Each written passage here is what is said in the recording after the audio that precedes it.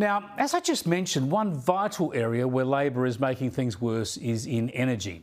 They have escalated our energy crisis, pushing prices up by $500 or more for average households when they promised to cut them by $275.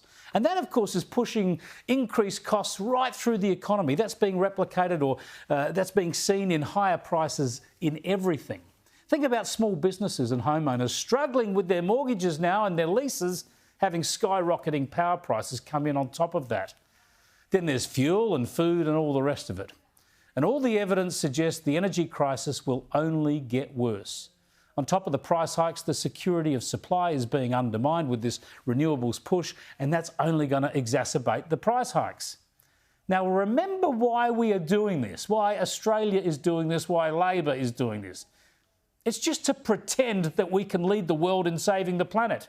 None of this is doing any good for the environment or the planet, because our emissions are 1% of global emissions, which happen to be rising, regardless of what we do. So this is national economic self-harm for no benefit.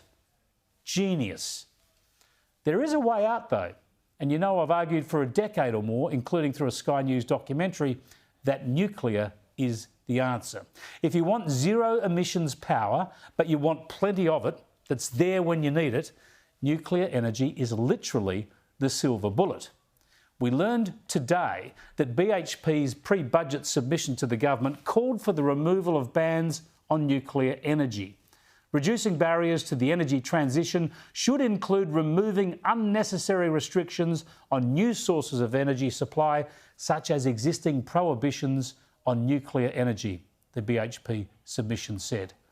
It makes absolute sense, doesn't it? And this is not a new debate. And we know other countries are ramping up their nuclear energy for the same reasons, the need for reliable, affordable power without emissions. It's happening in China, in South Korea, in Japan, the UK, France, Finland and elsewhere.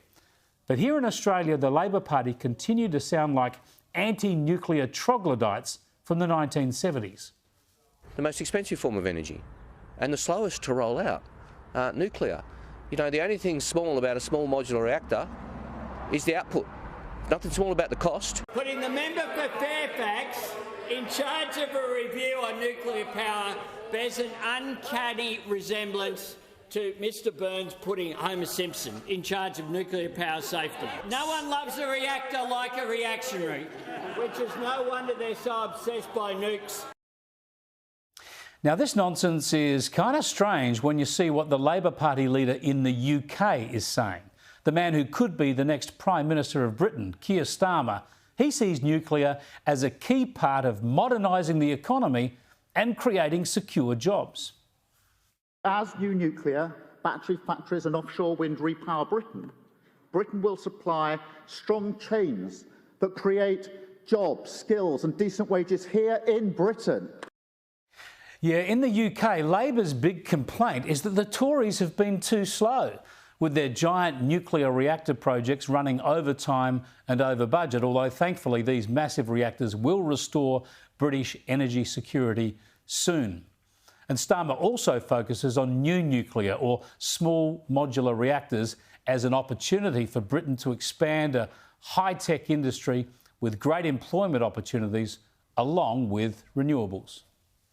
And I think there is an opportunity now to seize the next generation of jobs in nuclear, in new nuclear, in renewables across the country.